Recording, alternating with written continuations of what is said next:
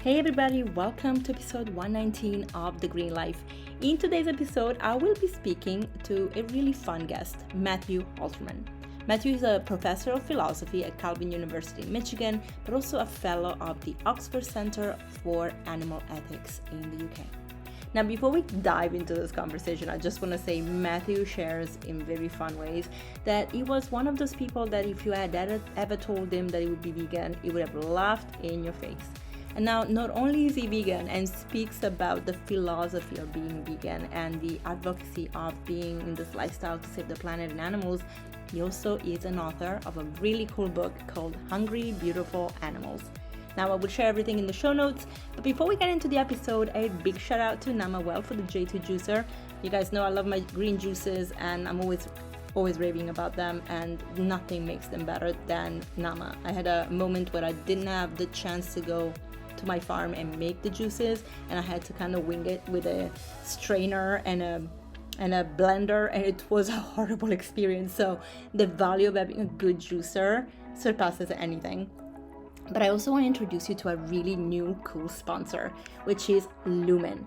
Lumen is a fantastic device that allows us to track our metabolism and what is happening in our body pre and post meal, telling us if we are burning fat or carbohydrates. I have used it for just 4 days and I cannot tell you the amazing results I'm already having with my metabolic switch. So if you want to know more, go into the show notes as well, get your link, get 20% off. And if you want to learn more, I have made a cool video on Instagram and YouTube so you can actually check it out. All right, guys, without further ado, let's dive into this episode with my wonderful guest, Matthew Halteman. Welcome.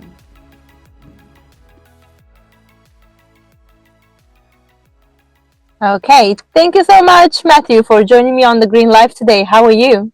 I'm great, and it's terrific to be here. Thanks for sharing your platform. Yeah, welcome. So I have read through your bio and I've looked at your website, and I know that you have an amazing book out, but also interesting how there is this philosophy of being vegan. But before we get there, I really want to know all about you, how you got into the space of teaching philosophy. You actually are in the US, but also spent some time in the UK or had some affiliations with UK in Oxford, which is amazing. And I want to just know more about your career and development, but also as a person, how you became so passionate about veganism. Yeah, well, the vegan story and the philosophy story have separate origins, but I think they come together in a satisfying way. So I come from agriculture on both sides of my family. My maternal grandfather was an herbicide and pesticide chemist who helped to create the system that actually made industrial animal agriculture possible. And of course, they had very different expectations and hopes for the system that they were building. And my grandfather thought of his work as a calling, right? A divine calling to try to produce cheaper protein for people in the world who are having trouble finding it. My paternal grandfather was an egg farmer. So the way that my ancestors thought about, their work in service of the world was definitely food. And I remember when I was 10 years old, I grew up pretty proud of my agricultural roots. And when I was 10 years old, we went to a slaughterhouse with a family member who had some affiliation. I can't remember exactly. Seems like an odd place to take a 10-year-old, but we were am told by my father. I have sort of impressionistic memories, but not great memories, that during this tour of the slaughterhouse, which was very grisly, I mean, blood on the floor and men walking through in big white outfits with blood all over them and ankle deep liquid, and it was really cold, and there were all these blades, and it made this really terrifying impression. And apparently I was hugging my dad. I was a pretty big 10-year-old, and I guess I whispered in his ear tearfully, "This can't be right." And so the seeds were planted pretty early on, right, of concern about this system that I had a conflicted relationship to. I mean, on the one hand, I'm proud to be from agriculture. I know that my grandfathers felt called to try to offer their work in service to the rest of the world. This is what they believed at the time was going to do that. But we know, we human beings, that sometimes the road to hell, as they say, is paved with good intentions. And so that conflicted history, I think, is a big part of what moved me in the direction of eventually seeing food systems transformation as something I wanted to be a part of, right? It's a part of my inheritance, it's a part of the legacy of my family to me. But of course, what we know scientifically, what we're able to feel emotionally and experientially about members of other species has changed dramatically over the past 50 or 60 years. And I think now there are different and better and more redemptive ways to think about how working in on this conversation about food systems transformation can be an act of service to the world.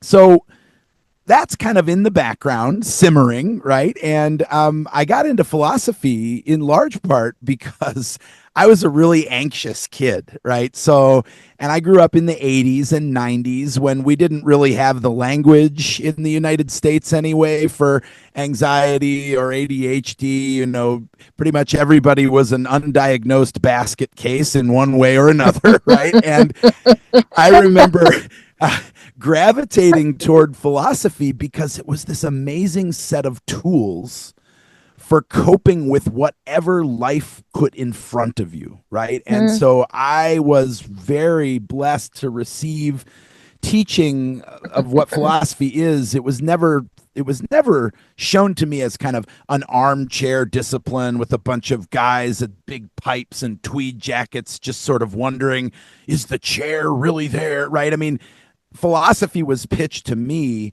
as a way of life, you know, as the lived pursuit of wisdom in one's daily affairs through the practice of self-interrogation and self-love, exercises that would allow you to become intimately acquainted with all that inner chaos, right, that accompanies being human. And then we'd get these tools of reflection, these tools of engagement, these daily practices that could help us to not just cope, but flourish, right, in the face of anything that came our way.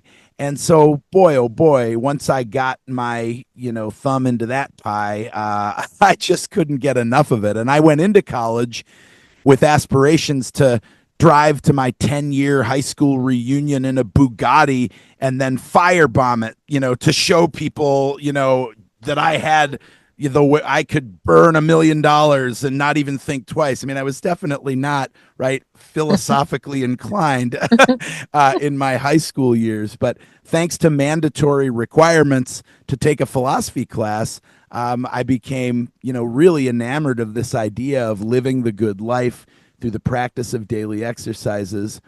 So then, quite a few years later, when I was roughly 30 years old, it took quite a while to get to the place that I ultimately ended up. Sort of three things happened that drove me inexorably to, seeing going vegan as this decision that I really needed to make. And I don't know about you, Chantal, but I'm a pretty complex person inside, right? It's like, there's not a lot of consistency sometimes between my physical body and my emotional feelings and my social relationships and my intellectual life and my moral life. I mean, I'm definitely one of those people where sometimes, right, my gut wants a burger, my heart wants to nuzzle a cow, my head is sort of bobbing back and forth between trying to justify my old ways of doing things and to, on the other hand, to gather up the courage to do something radical and new, to benefit me and to benefit the world. And because of that inner complexity, it usually takes being hit in several places in order to get me up off the couch, right, and actually doing something. And so three things kind of happened to me around about my 30th year or a little after. We got a dog, Gus, this bulldog. And for the first time in my life, I was adjacent to an irreplaceable person-like creature who wasn't a human being. And this was just astonishing to me, right? I mean, I'm a philosopher. I think about personhood. I think about agency. I think about what traits, a being has to have in order to count as a person, in order to be able to exercise agency. And undeniably, snoring at my feet in my very bed every morning is this canine person. And this really threw an emotional switch, and it got me thinking about, okay, well, biologically, Gus is no different than these hundreds of billions of creatures who become gristle on our lips, right? Every time we sit down to a meal. And that emotional event really started to kind of change things.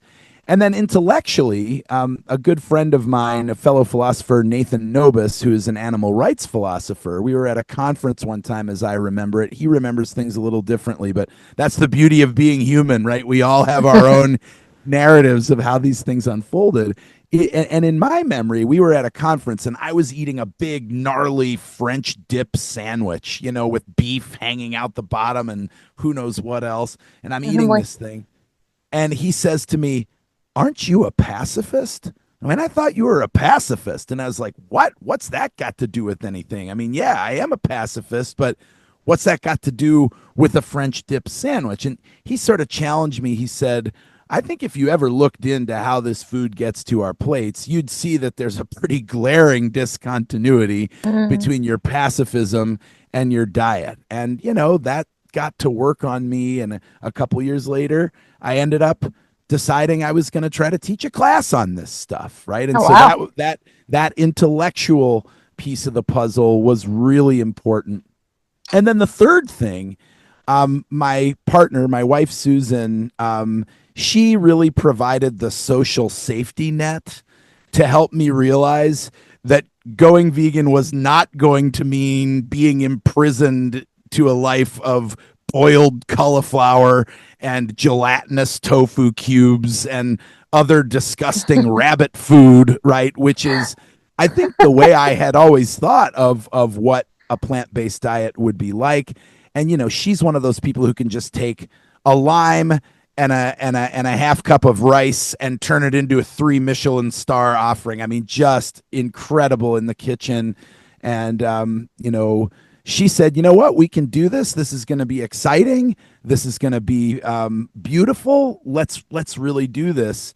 And that helped me to see that this didn't have to be social suicide, right? Our parties were still the ones that everybody wanted to go to first. The things we brought to potlucks were gone before anyone else's, right? Susan showed me this is socially not only possible, but potentially beautiful. And it really has been, right? I mean, our diet has not constricted, but radically expanded, right? Into much more colorful, much more beautiful, much more culturally diverse, much spicier, right? So in all these ways, Susan helped me to see that this was actually going to be socially exciting rather than socially stultifying. But Chantal, it took all three of those things, right? It took my emotional transformation, my intellectual rejiggering, and then the social security net of a partner who said, this can be beautiful. Yeah. And was Susan on the same journey as you when you were, or did she become actually plant-based before you? Yeah, actually, Susan is always the first one to the good places in this relationship. And she had been kind of dabbling with vegetarianism for years already. And I was kind of one of those reluctant vegetarian by marriage type of people, right? Where I did it, but then when I'd get mad at her, I'd go out and eat porta-pit chicken despite her, and things like that. I'm not proud of these things. That was a long time ago, 30 years in the rearview mirror at this point, almost. Yeah, she definitely, first for kind of development reasons, global hunger issues, live simply so that others can simply live was kind of a mantra of the community that we were a part of at the time. And then also, of course, environmental and climate issues were increasingly on her mind.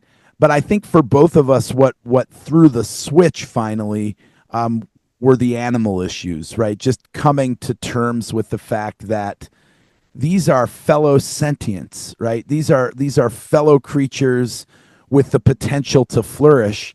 And ultimately, we wanted to live in the space of capacious awareness and openness to that flourishing. We wanted to live lives that were paving the way for that flourishing, or maybe paving's the wrong metaphor, right? We wanted to leave plenty of forest, not pave anything, but leave plenty of open space for other creatures to flourish. And going vegan, right, was the way to experience more of that joy, right? More of that openness to the flourishing of others.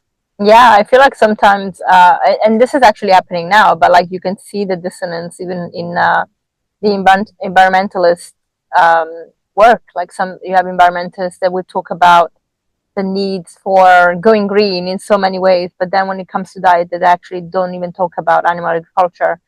And it's amazing how the low-hanging fruit of GMO corn destroying the forest is always brought up, but then there's nothing that they never really say, well, actually GMO corn and GMO soy is really fed to animals, it's not for human consumption. So actually by not consuming animals, we are really solving two issues when it comes to forestry and preservation.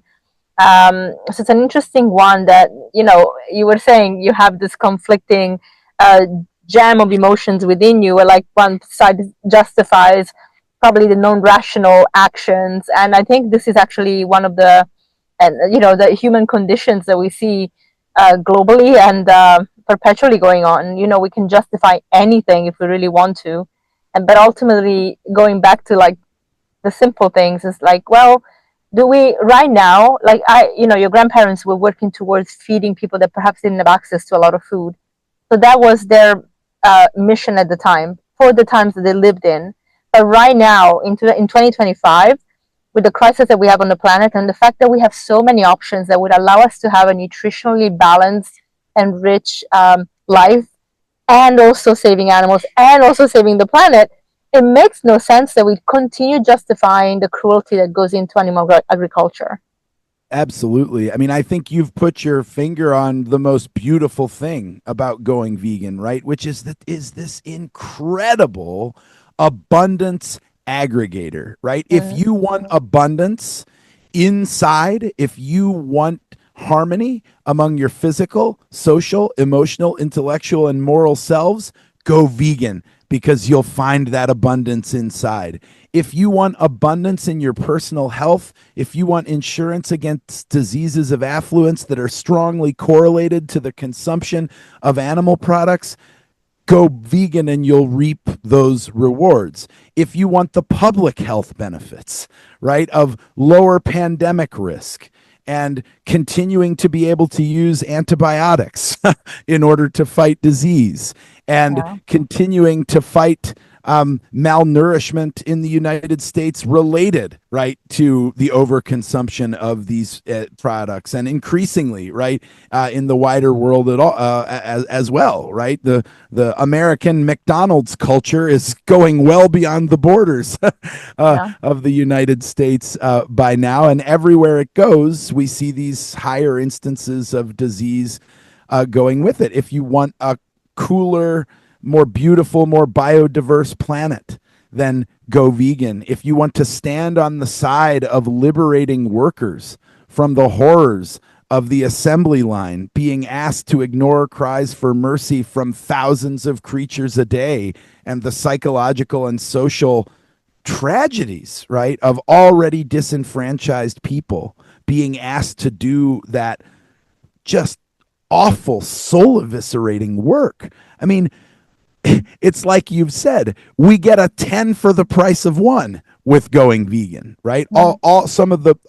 Virtually all of the biggest problems facing humankind are problems that we can take on with one basic decision. But I think you're also right that this is a very difficult decision for most people to come to, because our foodways are so deeply rooted in our identities, right? And I think this is the problem. It's not that people need to see more terrifying videos or hear more facts about the burning climate. I think on an intellectual level, everybody already knows, right, that the case is ironclad. The problem is that physically we're addicted to these foods. Socially, we don't believe we can have beautiful friendships and happy lives without these foods. Emotionally, this is how we celebrate. This is how we mourn. This is how we worship. This is how we perform health and or masculinity or whatever it is, right? It's so deeply entrenched across every aspect of who we are that it's become like our native language or like the air we breathe. Yet it's so close to us that it's nearly impossible to reflect on it. And when it becomes possible to reflect on it, it's incredibly painful, right? I mean, think about those times in your life when you find yourself without language, right? It's terrifying, right? When you suddenly realize you have no words or the cat's got your tongue, right? You're in your giving up on life sweatpants and you turn around and the person you've been wanting to date for 2 years is suddenly there in front of you and you're like, oh, you got nothing, right? Because you're just terrified and language has left you. Or when you suddenly, in a football match or whatever, you get hit in the sternum and you suddenly can't breathe. And you realize, holy smokes, everything depends on my drawing a next breath, which is usually completely automatic. And now suddenly I can't do it. I think life without animal products feels very much like life without your native tongue or life without air to most people. And so the reason we're having such trouble is because flooding the intellect, right, with facts about the way the world is, flooding the emotions with horrifying videos simply doesn't get the kind of traction that human beings need to take on what we come to see when we get up the gumption as the beautiful challenge, right, of moving in this new direction. And of course, the secret of going vegan is that it's not a radical departure from who you were. It's actually just living more fully into who we've always wanted to be since we read Charlotte's Web at age 5, right? I mean, this is kindergarten ethics. But getting up the gumption to do that reflection, because it's so deeply rooted in our identities, is just very, very difficult. And so that's one of the reasons that in Hungry Beautiful Animals, I'm at great pains always to foreground the joy of going vegan, because when desire is on the job, you don't need willpower. Right? Have you noticed this? Right? Yeah. I mean, willpower, nobody needs to find the gumption to take a second bite of tiramisu, right? You're already thinking about the second bite before the first one's even halfway down, right? Because it's so sumptuous, so pleasurable, so enjoyable. When desire's on the job, we don't need guilt, we don't need shame, we don't need willpower or any other unicorns to do the work. So by foregrounding the joys that come to us in going plant-based, getting our desire to work to our advantage, right? And help to draw us near to these things that actually aren't radical at all, but that just help us to become the vegan and, bring out that vegan in waiting that most of us already have, and not even particularly deep within us, right? Like if you have a dog and you understand the beauty of that relationship, you're probably a vegan in waiting, right? Yeah. If you enjoy listening to birds in the trees and marveling at the beauty of their song, you're probably a vegan in waiting, right? Most of us have all the beliefs, all the feelings, all the experiences that we'll ever need to experience going vegan as a joy. It's just that we haven't had the opportunity to connect the dots, right? And that's why I think getting that process started has to be about front loading the joy, showing people why this is beautiful and getting their desire, right, working for them in that regard, rather than always front loading, right, the facts, the suffering, the obligation, the horrors, right? I mean, who's motivated by facts, obligations, suffering, and horror, right? I mean, what showing those things to people generally creates is identity protective cognition, right?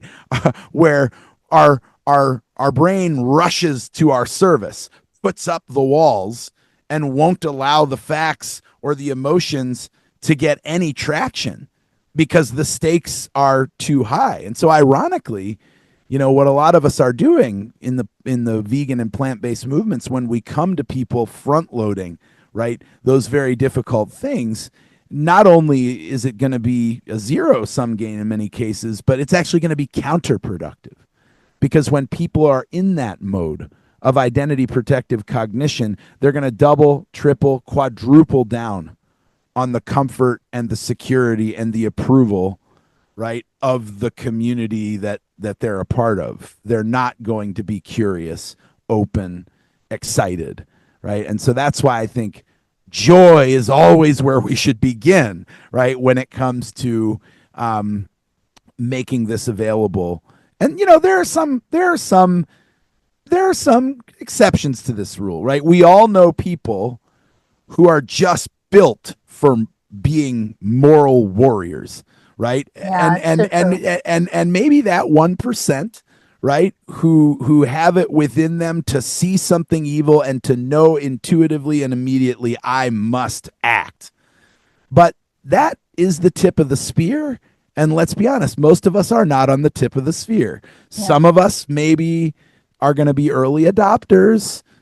Most of us are probably going to be somewhere in that big, wide middle space, right? Of it's going to take some muddling, to get us interested. And then there are others who just, will go to their death, hating the very idea. And so I would like to have an approach to these matters that doesn't require everyone to be, right, the tip of the moral spear, right, and that can meet people where they are. And at least, for my money, joy. Boy, I don't think I've ever met a person who doesn't want more joy in their life. That is such a good point. And I think, you touched on so many things. One of the things I think is, again, going back to that dissonance of the human beings, like, it's true that we want people to feel inspired, but sometimes I really find myself with people justifying anything. I can give you an example of this dissonance going really deep. For example, people that are not vegan, going on holiday in the countryside, and they take beautiful pictures of the cows that are grazing and the donkeys and the sheep, but then they will go for dinner and one of these beings is on their plate and there's just no connection to that. And it's like, how can you not see that today you were praising and loving and photographing these beautiful live beings that were having a social interaction, but then you go into a restaurant where you can see that you are basically having a body part of these beings and you can't even connect to those dots. Now, I don't judge per se, because I actually was the person who I didn't connect the dots until actually I went plant-based for health. And a few months in, I went to Thanksgiving in New York and I had turkey. And for the very first time, when I took the first bite, that's the first time my brain connected to that being a living being, only because, quite honestly, no matter the spices that were on that thing, I could taste the flesh. And I'm like, this is a body part. I'm eating a body part. And it freaked me out so much that I was like, I will never touch this again. And then it's like something just shifted. But also, you have to be really sensitive to the fact that we don't know everything, and you have to be open that things have to change. And, you mentioned there's a cultural attachment to eating animal products.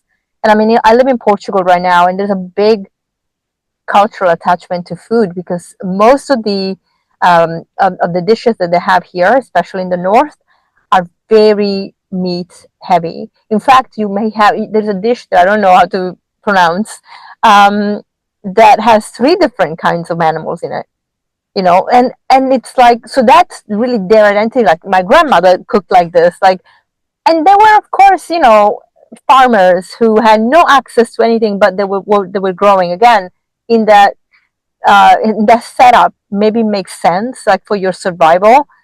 But right now, in 2025, when literally people will not pick up the oranges from the tree, and they would rather go to a supermarket and buy them because that classifies them as wealthy, which is nuts if you ask me.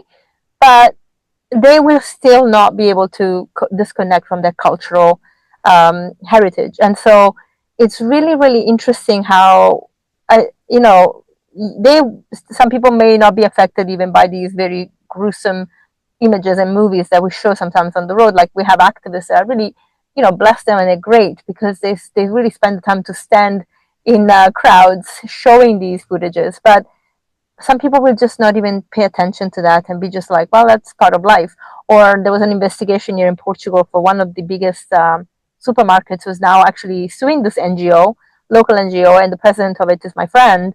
They went into this investigation of chickens farms, and they took footage of chickens being mistreated. But I mean, I cannot even tell you like how, you know, I'm vegan and I know that I'm not contributing to that, and my heart broke.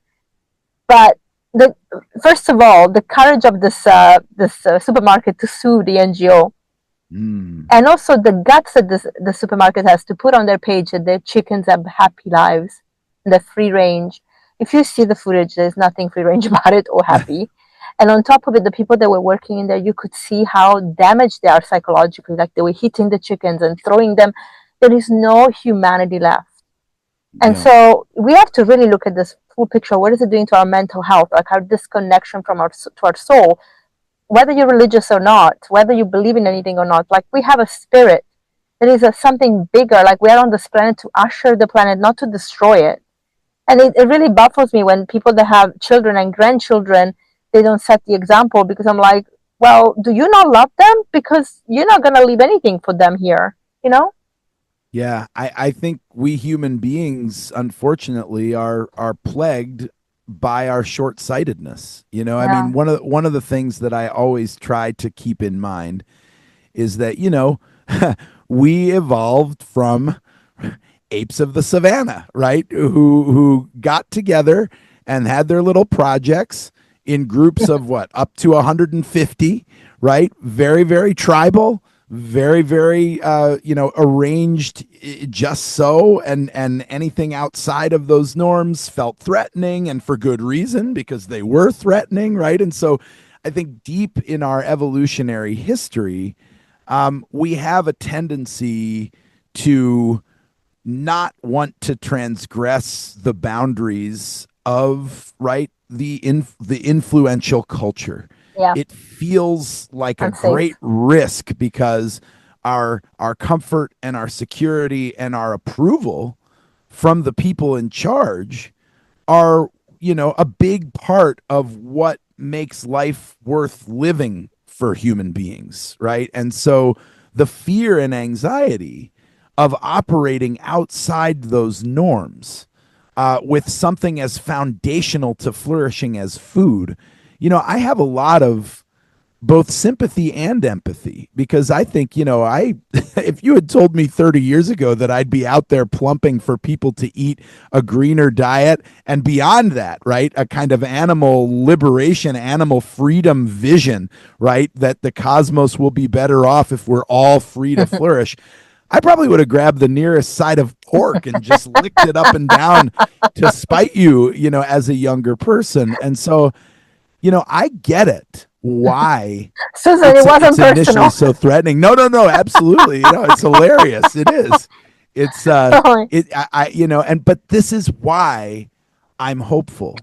Yeah. Because if somebody like me, you know, whose bread and butter, or bread and earth balance now, was to, you know, make fun of vegans and vegetarians, assume that this was the dumbest thing that anybody could ever invest in. You know, only a sentimental, emotionalistic fool could take these things seriously, right?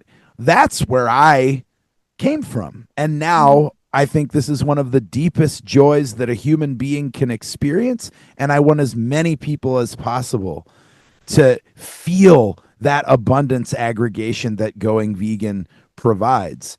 But I get why people find it hard, because transgressing the norms of dominant culture is not something that comes easy, right, to members of our species. And that's why I think we need every advocacy approach out there, right? We need the people who are willing to be in the trenches showing the difficult videos, because they're the people who are going to turn the moral heroes to this cause. Then we need those moral heroes to get out into every nook and cranny of the culture, using their unique talents and gifts to elicit the attention and desire of every person in every space, right? We need people in boardrooms green lighting new product lines, and we need people protesting those very companies for not going far enough. This is, I think, what we human beings need to realize. There is bandwidth in this movement for us to be at cross purposes in our advocacy in ways that will actually produce change faster. And that's, initially that feels counterintuitive, right? We always want kumbaya and harmony. We always want everybody on the same page. But I love, right, the change theorist and activist Adrienne Marie Brown wrote this wonderful book called Emergent Strategy. And in that book, she talks about the messy beauty of transformation. And what she says has really reshaped my understanding of what advocacy should look like. She says that until we're comfortable with many, many feet traveling many, many paths simultaneously to the destination we all desire, we are never going to be up to the challenge of widespread transformation. And I love that, right? Because that means some of the people are going to do this by taking that footage from inside of factories and then getting sued or even going to prison. Other people are going to be marketing executives who realize that, if we just change the language around how these product lines are presented, we may pique more curiosity from people who aren't going to be persuaded by the moral argument, but are just looking for something to put in the microwave that's a little bit more nutritious for their kids. I want to see vegan advocacy flourish across that entire bandwidth of options, because nothing short of every single one of us who gets it finding how to be salt and light and leavening agents out there in our little corners of the world, that's what it's going to take. And our tactics are going to look different, right? Our visions are going to look different. I like how you put it, whether we're religious or non-religious, right? We are a part of something vastly bigger than our own little tiny patch. But to make this quilt, we've all got to work hard at that tiny little patch, right? Each of us has a patch.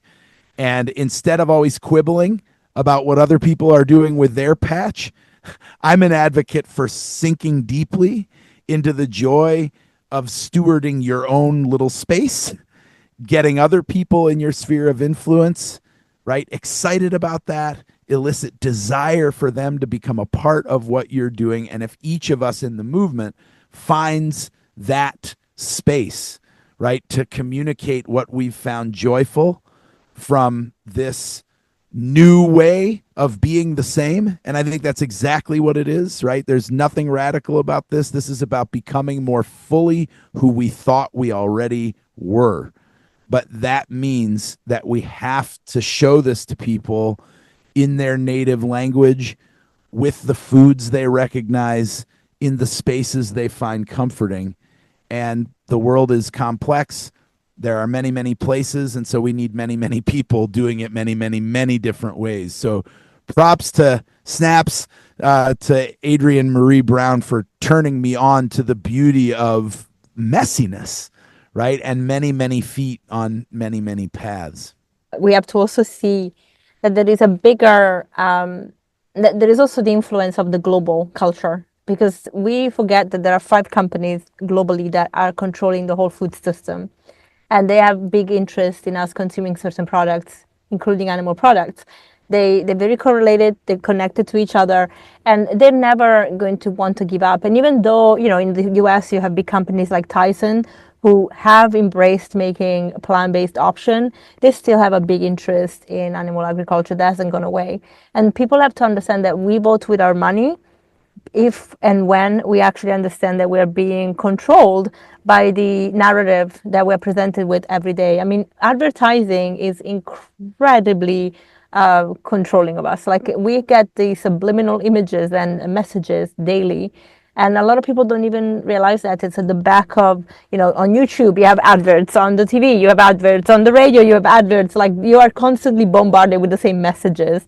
So, plus billboards and everything else. So, we have to become switched on and be like, okay, I'm going to make a better choice today. And although I would love the world to go vegan overnight, I know that that's not going to happen.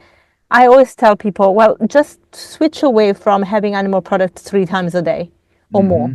Like that's not what your body needs anyway. So just, even if you just cut it down to one a day, and then eventually you cut it down to twice a week, 3 times a week, you will feel better. And then you'll just automatically start experimenting with different foods and being more open and feel awesome, have more energy, and then just go into that. Of course, there are some caveats and some, I guess some exceptions, like people that have digestive issues that have to first really build their microbiome to even have more fiber. And that's just a rabbit hole on its own when it goes to health. But plants are not trying to kill us; they're trying to save us. Like and so it's interesting. And then don't get me started about the carnivore movement, where like we are carnivores and we're gonna have all like the butter. I want to also know this, like in which carnivore on the planet eats butter? Like no, it's like a lion we drink the milk when they cough, and then they bye mom. I mean, I'm gonna, they are carnivores. No, there's no butter. So drives me crazy. Yeah, I think all the fad diets, right, are not going to be around long, and that's one of the things that I love about going vegan is that it's the antithesis of a fad. Yeah. Right? I mean, this way of eating is the most beautiful, the most complete, the most nutritionally. I mean, again, with caveats, right? We don't want to be stupid about this. We want to have the advice of our physicians, with also the caveat the physicians often don't know very much, right, about the connections between nutrition science and general health. And I can't speak for any other country, but in the United States, I mean, we're doing mostly intervention and reaction. We're not holistically helping people to avoid disease. We're leaping in and very expensively, right, trying to reverse things before it's too late, either surgically or with pharmaceuticals. But yeah, this is not a fad, right? It's a way of being, and it's a sustainable way of being. And I love the way you put it, right? Is that starting small, and this is something whenever people ask me, well, what are 2 things, that I can do, really easy things that I can do? And I always say the same 2 things, right? It's know yourself intimately, that get to know who you are, what makes you tick, what your triggers are, what your joys are, and then find tiny little things that can be easy victories, right? That one extra recipe a week that's pushing things in the direction that's better for you, better for other creatures, better for the planet, better for biodiversity, better for the environment, et cetera, et cetera, et cetera. And then something magical happens. Once people realize that this can be beautiful, all those defenses that were protecting them from finding out, right, that they, oh my God, what would I do, right, without animal products? Once people are liberated from the thought that their comfort, security, and approval depend on animal products, well, then they're able to admit into evidence, once again, all the things they've known since they were in kindergarten, right? Like you're free actually to cheer for Wilbur and Charlotte again once you realize that you don't need ham to celebrate Easter or Christmas, or you don't need brisket for Shabbat, right? I mean, we can see experientially, once we've taken even just a few steps down the path, that our joy really doesn't depend on these foods we thought we needed. Yeah. And that is when, for most people I've met anyway, the floodgates really open, right? Yeah. When their initial experiments help them to see, oh, not only does my comfort and security and approval not depend on these things, I actually feel miraculously better without them. And now it's possible to think about the flourishing of other species. Now it's possible to think about the flourishing of the earth and climate considerations. And that's what's so interesting about human beings, right? We kind of need to feel comfortable with something before we can really take it on board and let it sink in, and before all those members of our inner family, right? Our intellect might be on board, but if our body, our emotions, and our social relationships aren't, it doesn't matter how many facts you pile up. They will not be admitted into evidence until somebody has the experiential comfort of knowing, not only can I do this, but it can be more beautiful. Taking those first steps and making sure we give everyone permission for them to be tiny little baby steps, right? I think is one of the most important things that advocates can do, right? Is remember that we gain power by gaining confidence, and we gain confidence through tiny little victories. So true. And now tell me something. What is the biggest message in your book then? Like what is that you want people to open the pages and actually really get out of it? Because I think what we talked about is really what is going to be ultimately the lessons that are found in the book and the inspiration.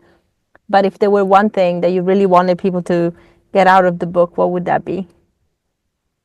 I think it's this. If you want to live the most beautiful, rich, flourishing life possible, going vegan can get you more of that than almost any other exercise I've ever seen in 20 plus years of teaching people how to pursue the good life. Going vegan is the biggest joy aggregator that I have ever found. And my job is trying to help put people on the path to the love of wisdom in their everyday affairs, right? Living in deep accord with who they really want to be, right? Pursuing full flourishing, the only end in itself. Everything else is a means to an end. Flourishing is something that's good in itself. I think the main message of Hungry Beautiful Animals is going vegan is not a path of deprivation. It's a path of liberating joy.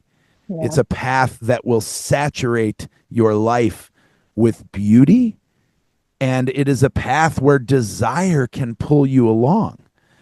Because I think that is a message that doesn't get out there because the airwaves are so saturated with the suffering and the struggle. And I don't want to diminish that. We just talked 10 minutes ago about how important it is for there to be all kinds of advocacy out there.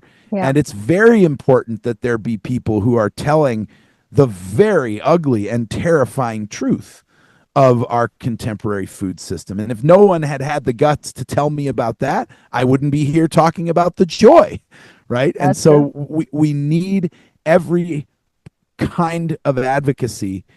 But I think it's important for people to realize that not only can there be joy here, but joy is fundamentally, right, what drives this whole business, right? The joy of flourishing, that experience of being able to live freely with your embodied capabilities, right? And to enjoy your life. And going vegan does an absolutely magnificent job of helping us to live fully into all these beautiful embodied capacities that we have, and also to make capacious room for everybody else to do the same. So I think that's what I hope people will take from the book, is that this is really a trajectory of freedom and liberation and beauty, and that deprivation and abstention from terrible things, those are not the animating force of going vegan.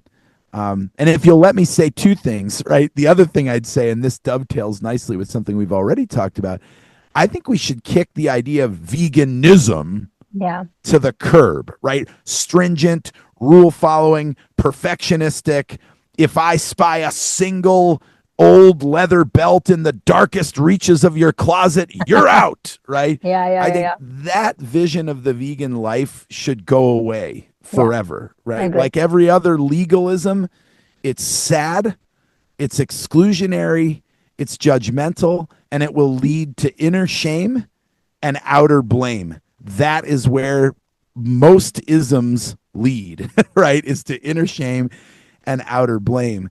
Let's think instead of going vegan, where going vegan is not an identity that you can lose or gain with what you do, but a vision that you aspire to, right? A vision of a world where everyone who can flourish has that opportunity by birthright, and our lives are spent tending and opening those spaces for ourselves on the inside, for our world on the outside.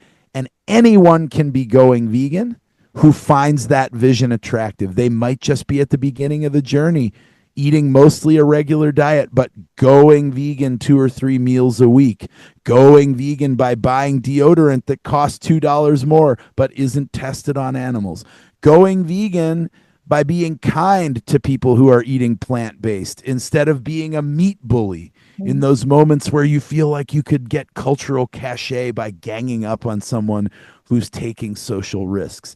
I want to see all of those tiny little victories as being on the journey, as being on the path, as going vegan. So if we want to enter these spaces of joy, let's think of them in terms of this aspiration to a beautiful vision that we take one small step at a time, growing in our confidence, experiencing joy along the way, rather than as a rigid set of rules that we're disqualified, right, every time we fail to follow them. So you asked me for one thing, I gave you two, and probably too long-windedly as well, but that's what you get for inviting a philosopher on your show. That's okay. We love long-winded answers, and also that they make sense. So thank you. Plus, it's good to know what a book that it could, should end up on your shelves can actually share with people. It's a happy book and actually inspiring. And I agree with you. We should not be judgmental and too strict and too narrow-minded. I mean, anybody, and everybody, including us that are already vegans, would put up a wall when somebody's attacking us, because that's just a normal defense mechanism. So if we can approach this topic with kindness, why not? Plus, honestly, like I have some things in my closet that are from 20 years ago. Yeah, they're not vegan, but I'm not going to throw them away, because then we can get into the sustainability issue, right? Like, what, I'm going to throw it away and then it ends up in a landfill in Africa where, like, and then I have to buy something to replace it that is probably from fast fashion industries. I mean, come on, we have to be logical, right? Like logical and mindful, and actually understand the bigger picture. We are only the byproduct of our society. Until I figured out, what being vegan meant for me, I didn't know better. So I did what anybody would do, and now I know better. So I'm going to change my ways going forward. I don't know if you can hear the motorbikes. Oh, no. Oh, good. Okay. There were some serious motorbikes in the back. So yeah, that's exactly how I look at it. So that's what keeps us happy, and I think what allows us to share a bigger message of kindness, which ultimately should be it. Like, I do a lot of events where I teach people how to make, for example, vegan cheese, and of course it's frowned upon at the beginning, like, oh, you need vegan cheese, it's gonna taste like crap. And I'm like, well, try it, and then we can see. And then when they try it, they're like, oh my gosh, this stuff is so good. Yeah, a little bit of nooch goes a long way. And Absolutely. so, you have to try it before you criticize it. But I'm not going to be like, oh, you don't understand anything. I'm just going to be like, try it. If you don't like it, I get it, but try it. So there's always that approach. And I think that's how we're going to change the world, not by attacking people, but by working with them. Yeah, and I'm open to people who have to take more aggressive approaches sometimes, right? Sometimes matters of justice require a little bit of difficult honesty, right? And so and that's back to the idea that we need this whole quilt, right? We need all these different patches.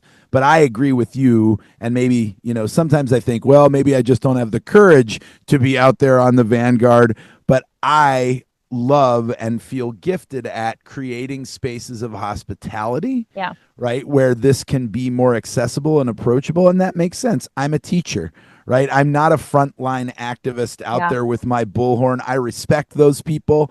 I give their organizations my money.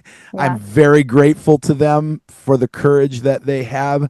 I'm a desk jockey and a teacher and somebody who loves to create spaces where learning can happen.